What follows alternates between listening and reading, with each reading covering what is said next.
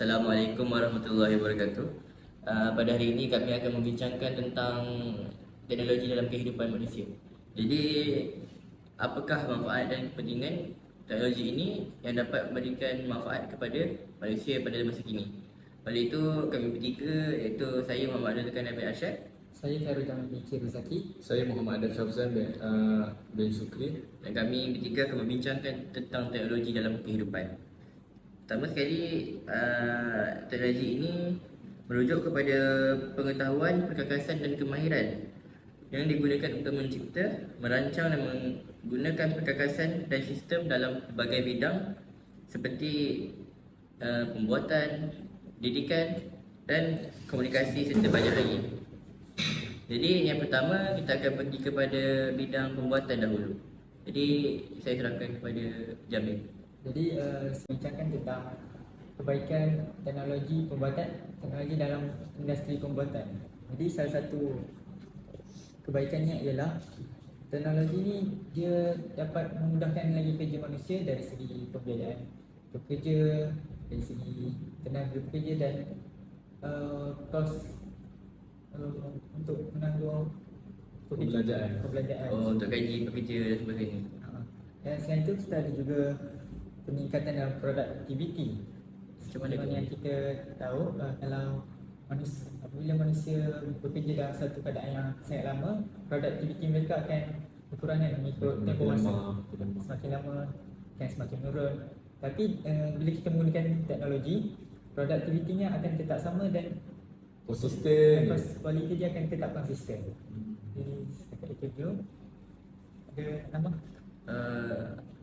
Saya setuju lah dengan apa yang dibincangkan tadi. Tapi untuk tambahan pula, dalam pembuatan juga kita tidak boleh menggantikan sepenuhnya pada teknologi. Kerana kadang-kadang teknologi juga boleh membuat kesilapan, seperti memasang tidak betul apa semua.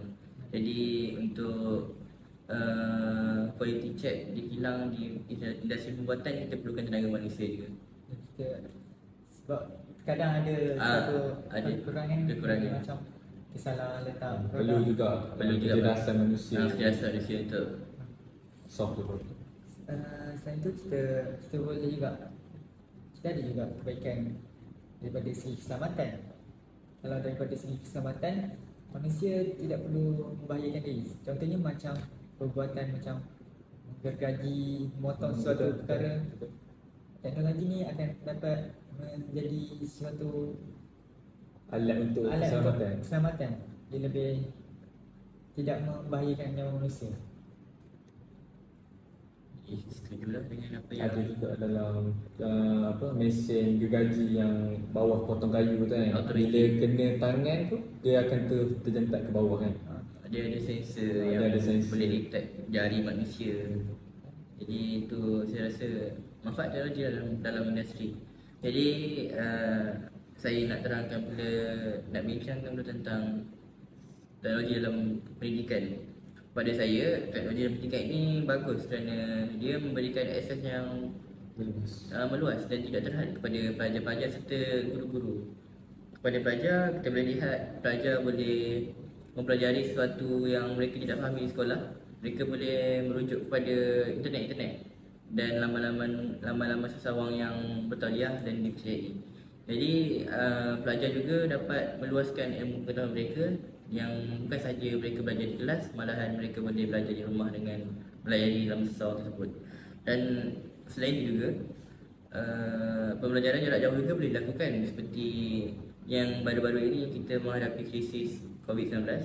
Jadi sekolah ditutup dan pendidikan juga agak terganggu. Namun pendidikan pembelajaran dapat dilakukan dengan pembelajaran jarak jauh, iaitu dengan menggunakan aplikasi Google Meet, Zoom dan sebagainya. Jadi teknologi sangat membantulah pelajar dan guru-guru untuk berkomunikasi ketika wabak terjadi. Jadi apa tambahan?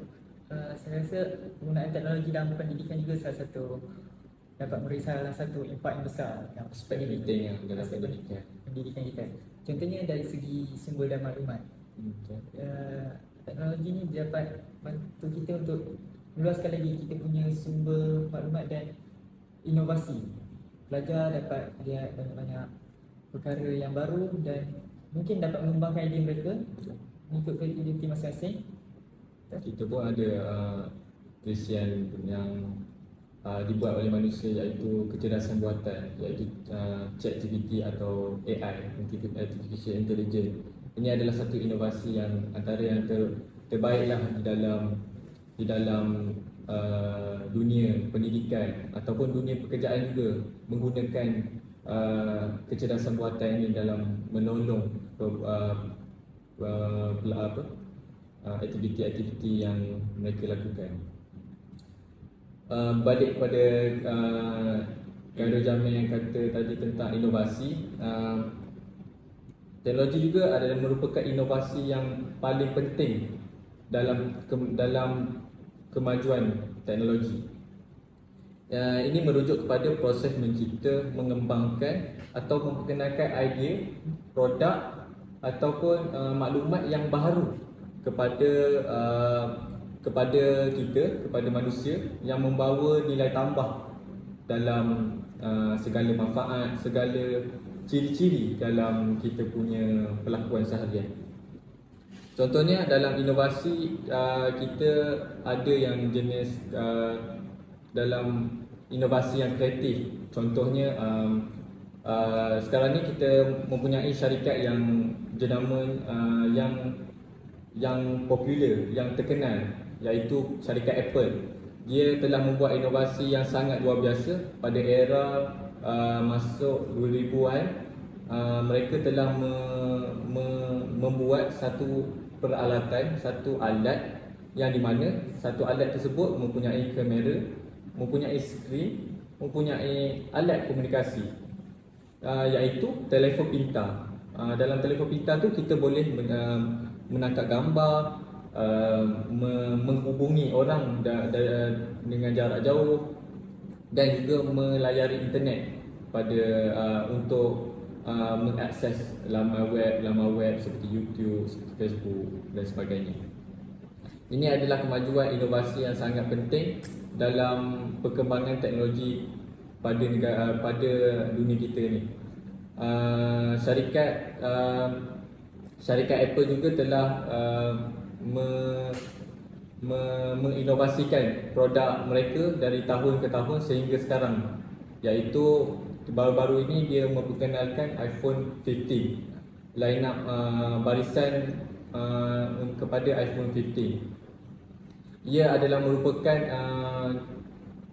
inovasi yang sangat luar biasa bagi pengguna seperti kita, seperti pengguna harian seperti kita, iaitu mempunyai kamera yang boleh zoom sehingga 10 kali, dan dia bolehlah membuat ni dengan teknologi sekarang, iaitu 5G, 5G, teknologi internet sekarang, capaian internet yang merangkumi 5G, yang sangat laju, yang kecepatannya melampaui 500 Mbps per saat.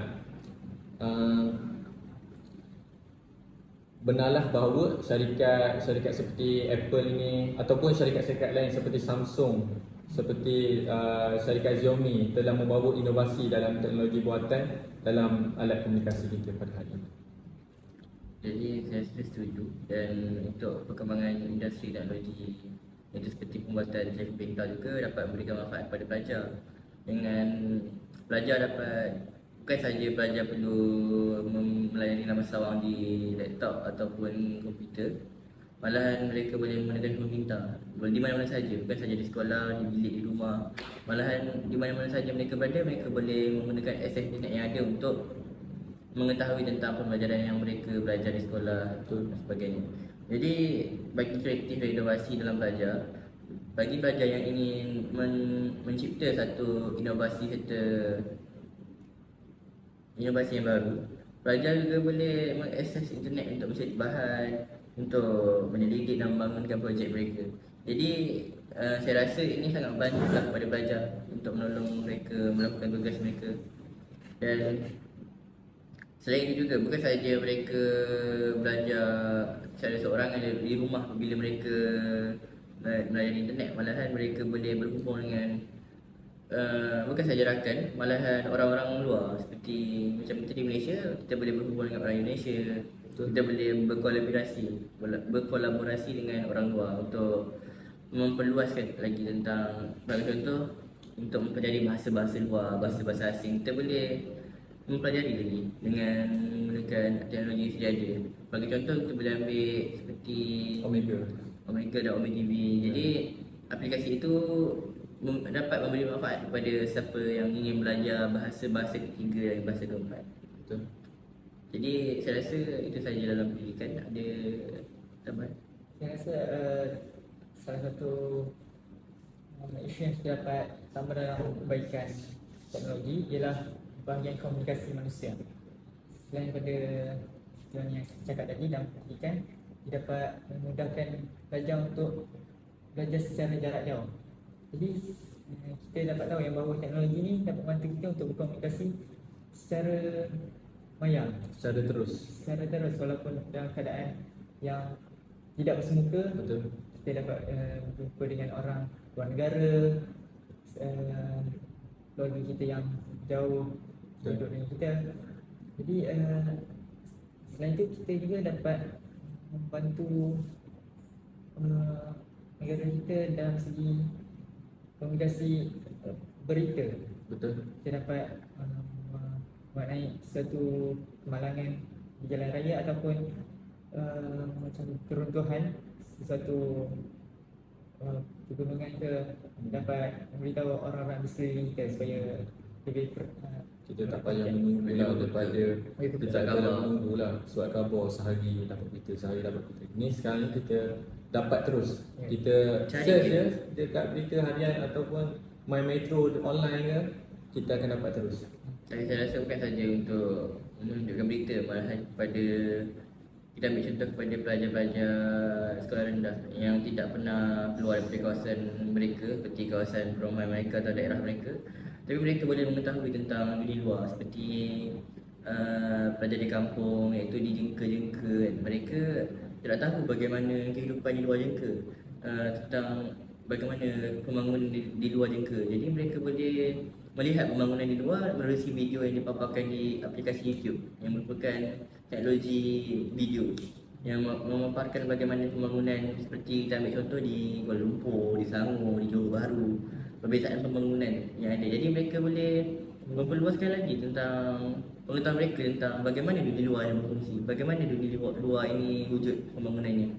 mereka dapat berkomunikasi dengan budak-budak luar bandar dan dalam bandar. Betul. Mereka dapat memahami kehidupan masing-masing. Dan sekarang pengetahuan mereka takkan menjadi terbatas atas keadaan sesuatu di sekitaran mereka. Mereka boleh memahami bagaimana kehidupan di luar, kehidupan di bandar, kehidupan di luar bandar. Tidak seperti macam dahulu, apabila kita sebut budak luar bandar, maka kita boleh panggil mereka budak kampung. Manakala bila budak di dalam bandar, kita panggil budak orang kaya macam tu. Jadi direktif perbezaan, Kita boleh nampak perbezaan daripada dulu. Macam dulu kita anggap itu sebagai perbezaan yang kasta antara budak bawahan dan budak orang kaya. Jadi sekarang ni perbezaan itu sudah tiada kerana semua sama. Kerana mereka sudah mengetahui bagaimana kehidupan di bandar dan orang bandar sudah mengetahui bagaimana kehidupan di kampung.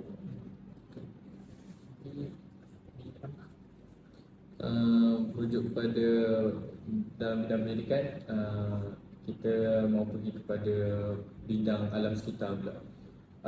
Kelestarian dalam alam sekitar sangat penting dalam teknologi, sangat penting dalam kelestarian dalam alam sekitar. Ini untuk menjaga keseimbangan ekosistem, ekologi atau melestarikan sumber yang terdapat dalam negara kita untuk masa hadapan. Teknologi memainkan peranan penting dalam mencapai matlamat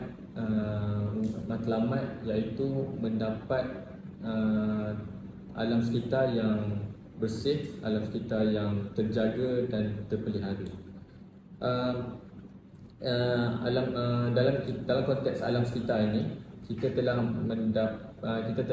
mendapat teknologi baru, iaitu tenaga yang boleh diperbarui. Contohnya seperti kincir angin, contohnya seperti tenaga ombak, tenaga angin, matahari, tenaga solar. Itu adalah salah satu inovasi dalam teknologi yang berkaitan dengan kelestarian alam sekitar. Maka kita akan kurangkan dalam penggunaan petroleum, galian arang batu. Sumber-sumber asli ini kita tak perlu untuk habis, kita tak perlu ambil, dan penggunaan dia akan berkurangan kerana kita ada tenaga yang boleh diperbarui, yang tidak akan habis. Contohnya tenaga solar. Pada abad 2020 sekarang ini, kita telah mengetahui bahawa tenaga solar ini memainkan peranan penting dalam industri perbuatan, dalam perumahan. Contohnya di atas atap, di atas bumbung, mereka telah mempunyai kesedaran dalam menggunakan teknologi yang boleh diperbarui dengan menggunakan panel solar untuk, contohnya panel solar tu untuk menjadi elektrik tambahan kepada mereka. Oleh itu dalam tenaga solar ini juga mampu dalam mengurangkan pembayaran kos elektrik pada setiap rumah. Ini juga akan mengurangkan beban-beban keluarga kita di masa akan datang. Jadi sebagai tahu yang penggunaan tentang tenaga petroleum tu, jika kita mengurangkan penggunaan tenaga petroleum, kita juga dapat menjaga kelestarian kita panggil udara. Kerana apabila kita menggunakan petroleum, jadi bahan bakar itu akan mengeluarkan asap yang beracun. Jadi bila kita kurangkan penggunaannya, maka pengeluaran asap yang boleh merosak, mencemarkan udara itu dapat diatasi. Dan selain itu juga tentang teknologi dalam kelestarian alam sekitar, kita boleh tahu tentang bagaimana inovasi itu dibuat. Inovasi tentang menjaga alam sekitar. Seperti tahu, straw zaman dahulu menggunakan plastik. Namun kini apabila inovasi yang dilakukan dalam teknologi, kita dapat mengubah straw plastik itu menjadi straw beras. Jadi secara tidak langsung kita dapat menjimatkan penggunaan plastik dan mewujudkan satu inovasi baru, itu straw beras, seperti yang digunakan di Zeus Cafe. Mereka menyediakan straw beras bagi menyelamatkan penyu-penyu di Terengganu, kerana kebanyakan penyu di Terengganu ini mempunyai masalah dalam mereka memakan straw, kerana mereka anggap itu makanan. Jadi secara tidak langsung kita dapat mengurangkan tentang persebaran straw kepada air dan saluran-saluran longkang sebagainya. Jadi saya setuju dengan apa yang kamu katakan tadi. Selain itu saya rasa juga teknologi ini dapat bantu kita dalam bidang pertanian. Sebenarnya selepas daripada kita dapat menjaga alam sekitar, kita dapat juga kita dapat bantu alam sekitar untuk memelihara. Sebagai contoh, kita ada berbagai teknologi baru yang untuk memudahkan alam sekitar, memelihara alam sekitar. Contohnya kita ada teknologi untuk menanam awan, untuk pembuatan awan untuk membolehkan hujan berlaku, pengawetan awan, pupuk garam. Selain itu kita ada juga teknologi bahagian pertanian seperti mesin pembajak untuk memudahkan pekerjaan. Orang-orang kampung menanam sawah padi. Mereka menggunakan drone untuk membaca kawasan ataupun memberikan racun. Jadi mereka tidak perlu berusaha payah untuk pergi ke tengah bendang untuk meracun sesuatu, dan mereka menggunakan drone saja untuk mencurahkan baja di atas padi tersebut. Jadi saya rasa itu sangat berguna lah untuk daripada segi bidang pertanian. Jadi apa yang saya rasa saya dapat simpulkan daripada perbincangan ini, teknologi ini dapat memberi kebaikan daripada pendidikan, industri pembuatan, kelestarian alam sekitar serta pertanian. Jadi saya rasa banyak lagi tentang kebaikan teknologi. Jadi apa pun nak tambah tentang kebaikan selain daripada 4 perkara yang dibincangkan tadi. Jadi sebenarnya teknologi ni bagi saya kesimpulannya dia sangat dapat membantu kita untuk memanfaatkan masa kita untuk membuat suatu perkara lebih bermanfaat. Dia tidak perlu menghabiskan masa dengan suatu perkara itu Dengan masa yang lama. dengan masa yang lama. Kita dapat memperangkat tenaga kerja kita. Contoh sebagai kereta, teknologi kereta yang memudahkan kita Untuk pergi ke tempat yang jauh dengan menggunakan masa berjalan kaki lama. Jadi dengan menggunakan kereta, perjalanan itu makin singkat. Jadi saya rasa teknologi ini meluas dan tidak terhad. Malahan dia mendatangkan lebih banyak kebaikan daripada keburukan. Seperti kita tahu keburukannya pun ada, tapi kebaikannya terlalu banyak dibandingkan dengan keburukan teknologi yang ada pada masa ini. Jadi nak apa pertambahan? Sebagai kesimpulannya, teknologi ni betul lah apa yang kita bincangkan, iaitu membawa banyak kebaikan, bawa kepentingan kepada pendidikan, kepada kelestarian alam sekitar, pada pembuatan, pertanian. Ia telah membawa banyak inovasi, bawa banyak tenaga-tenaga yang boleh kita diperbarui, dan seperti mana yang Khairul Jamil kata tadi, bahawa sumber internet teknologi ini adalah salah satu sumber yang meluas dan boleh akses dalam berbagai cara sekalipun. Sepertinya contohnya internet, itu adalah salah satu teknologi yang paling terbesar di dunia ini, yang mampu mengakses dalam dan luar negara. Oleh itu kita haruslah sentiasa memanfaatkan teknologi semasa dan mengembangkan teknologi kita agar generasi akan datang lebih produktiviti, lebih cemerlang pada masa akan datang. Jadi saya rasa apa yang saya dapat simpulkan daripada perbincangan kita bertiga tadi, itu teknologi ini sangat memudahkan kerja kita pada hari ini, kerja manusia pada hari ini. Jadi sekian saja daripada perbincangan kita hari ini. Terima kasih. Terima kasih.